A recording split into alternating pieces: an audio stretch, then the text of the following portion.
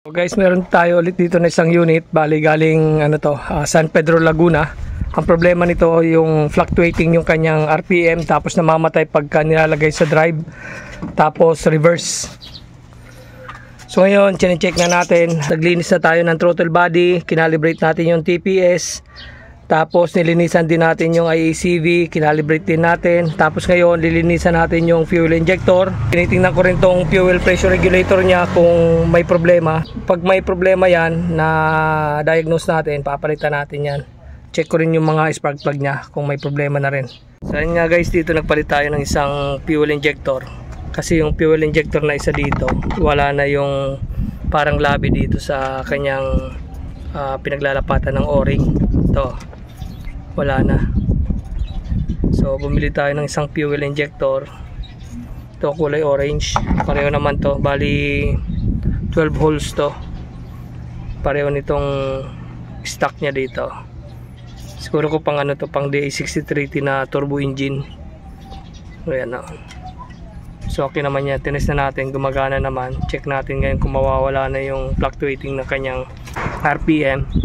Pagka hindi, yung fuel pressure regulator yung kailangan natin palitan, dahil pagka bumubukas lang siya, pagka umaandar na yung ating makina, tapos pag tumataas yung minor, saka lang siya lalabas dito.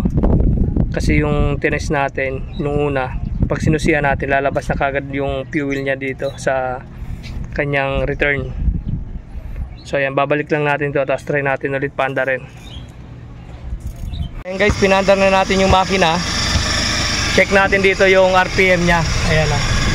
Yung RPM nya hindi na nagka-fluctuate. So ayos na. Bali nagpalit tayo ng fuel injector, tapos nilinisan natin yung throttle body, tapos yung IACV kinalibrate natin, tapos yung TPS. Ayan, tapos sundan natin yung aircon.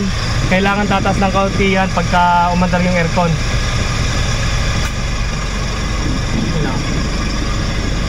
Ayan. So 1000 RPM. So ayos na, hindi na siya nag-fluctuate. So ngayon susubukan pa natin na i-cambio sa drive tapos sa reverse. So ilalagay natin sa drive, reverse. Tingnan natin kung mamamatay pa yung makina. Ayan o, hindi na. So tumataas na siya ng kaunti pag kinambyo. Kaya ito may counting vibration dahil yung kanyang engine support ay hindi siya pang DA64W. Masyadong dikit siya dun sa kanyang crossbar sa ilalim ng makina. O ayan, ayos na. Wala na. So hindi na siya bumababa. Hindi na siya namamatay yung makina niya. Ayos na. Consistent na yung kanyang RPM. Reverse. O ayan, ayos.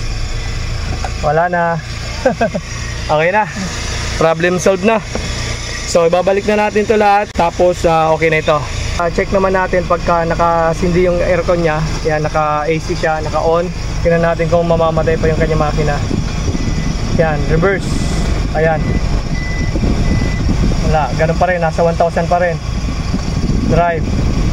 Ayan. Wala na.